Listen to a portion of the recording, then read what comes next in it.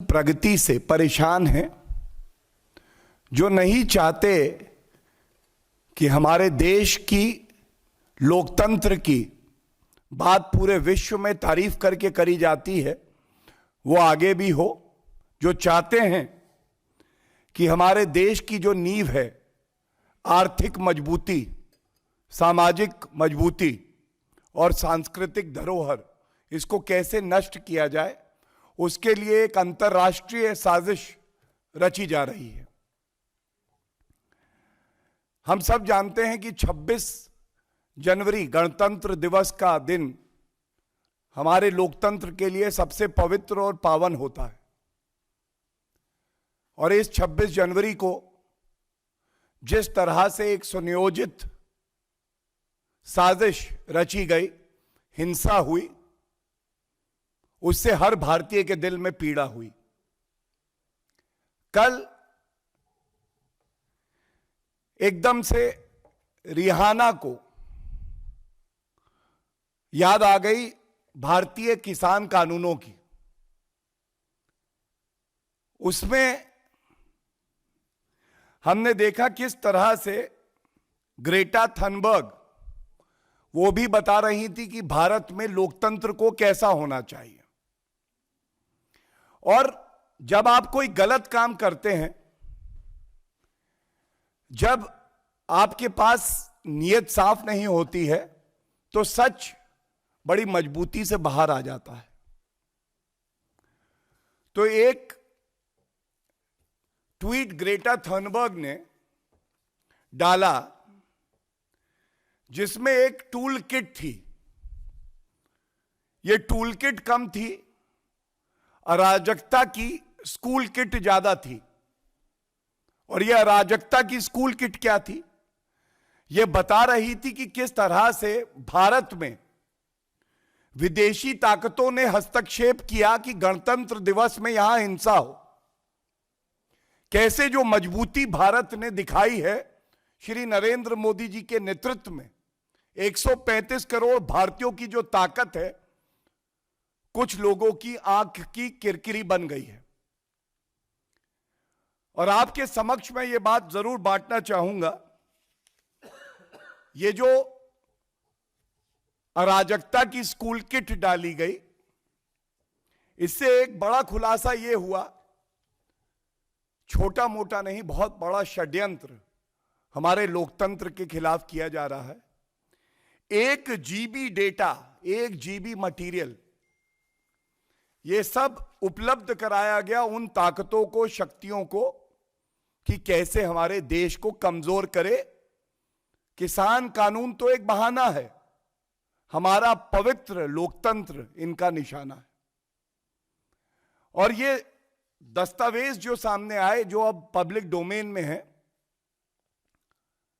हमारे लिए Rihanna, Greta Thunberg, मियां खलीफा और भी कई ऐसे विदेशी हैं जिन्होंने अपने अपने तरीके से समर्थन किया जो भी भारत में विरोध हो रहा है। हमारे लिए उन सबसे ऊपर हमारा लोकतंत्र, हमारा देश, हमारा भारत है। और जो इन दस्तावेजों में सामने आया वो मैं आपके समक्ष रख रहा हूं, क्योंकि वो चिंता का सबब है।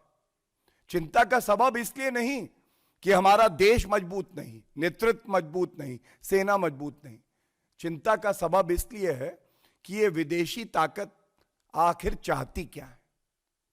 और दूसरा हिस्सा जो मैं अभी प्रेस कॉन्फ्रेंस में बाद में उठाऊंगा, कि हमारे नेतृत्व से, नरेंद्र मोदी जी से नफरत करते हुए हमारा विपक्ष देश के प्रति उनकी क्या जिम्मेदारी है वो भी भूल गया। तो दस्तावेजों में यह सामने आया कि ये जो आंदोलन चल रहा है ना, इसमें एक कमजोरी है। वो कमजोरी क्या है? वो कमजोरी ये है कि अगर मान लो ये 3 कानून वापस भी हो जाते हैं, तो इसके बाद का क्या प्लान है? मतलब स्पष्ट है कि ये 3 कानून से इन्हें कोई लेना देना नहीं है। जो हमारी आर्थिक ताकत है, हमारी सांस्कृतिक ताकत है, हमारा समाज जो एकजुट होकर रहता है, वो इनको अब अखरने लगा है। और इसीलिए ये विदेशी ताकतें हमारे देश पे हमला कर रही हैं। और जो संगठन सामने आए उनकी इतनी हैसियत नहीं है कि भारत का नुकसान कर सकें, लेकिन उनके ऐसे कुछ अपवित्र सपने जरूर हैं कि वो भारत को खंडित करेंगे, हमारी संप्रभुता को चोट पहुंचाएंगे। और मैं पुनः कहता हूं कि हमारी ताकत के सामने वो कभी नहीं खड़े होंगे, लेकिन आज इस प्रेस वार्ता के माध्यम से पूरे भारत को यह पता होना चाहिए कि आपसे नफरत करने वाले, जलन करने वाले, आपको चोट पहुंचाने वाली कुछ विदेशी शक्तियां ये जो किसानों का विरोध चल रहा है इसका बहाना लेकर एक साजिश कर रही हैं। और मैं ये भी स्पष्ट कर दूं कि भारत में संविधान से देश चलता है, विरोध करना संवैधानिक हक है, लेकिन हमें किसी विदेशी ताकत का सर्टिफिकेट नहीं चाहिए। अपना सर्टिफिकेट आप कहीं और दीजिए। भारत के मजबूत लोकतंत्र में एक विदेशी सर्टिफिकेट की जो बताएगा कि भारत में गलत तरीके से संविधान तोड़ा जाता है, तो हमें ऐसा सर्टिफिकेट नहीं चाहिए। और एक बात मैं और कहूंगा, हमारे जितने भी मतभेद हों, हम लोग आपस में कुछ भी कहें, लेकिन आज ये समय भी आ गया है कि विपक्षी पार्टियों को भी आत्मचिंतन करके अपने गिरबान में झांकना चाहिए। क्या आप सरकार का विरोध करते हुए या श्री नरेंद्र मोदी जी से नफरत करते हुए वो कार्य करेंगे जो विदेशी ताकतें भारत को कमजोर करने के लिए कर रही हैं?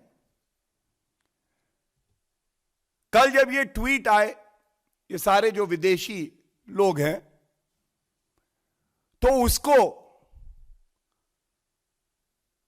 और मुखरता से फैलाने वाले, उस पे कमेंट करके ट्वीट करने वाले कोई और नहीं, कांग्रेस पार्टी के ही वरिष्ठ नेता थे।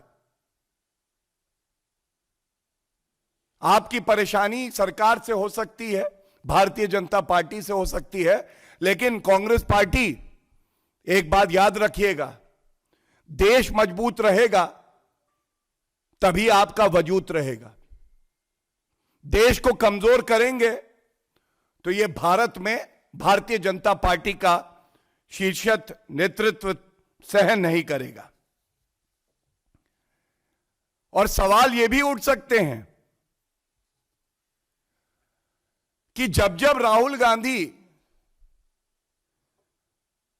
भारत छोड़ के बाहर जाते हैं तो क्या वो भी इस साजिश के हिस्सा होते हैं? लंदन में ईवीएम पे सवाल उठना, जब इलेक्शन कमीशन ऑफ इंडिया कहता है कि मैं चुनौती देता हूं, आप यहां पे बात करिए।